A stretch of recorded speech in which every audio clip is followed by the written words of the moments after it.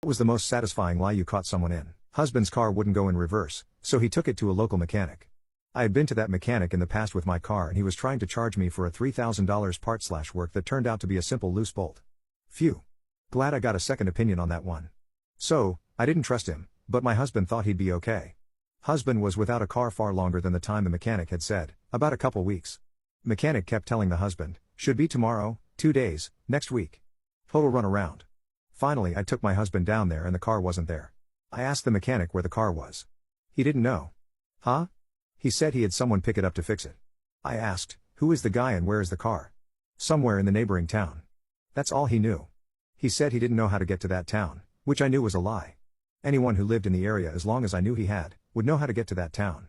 I asked, you let someone take our car, without telling us, and you don't know where it is? Are you serious?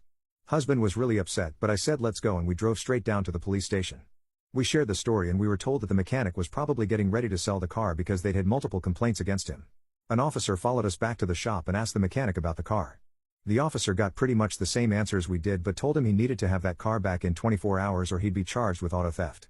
Next day, the husband got a call, the car was back and fixed at close to $4,000. Just a few days after picking it up, the original problem with the transmission happened again. We had the car towed to our home and I filed a complaint with small claims court for our money back plus court costs. The court date came and the mechanic actually showed up. That was a surprise. He came and talked to us and said he was selling property in California and would be able to pay us the money but not that day.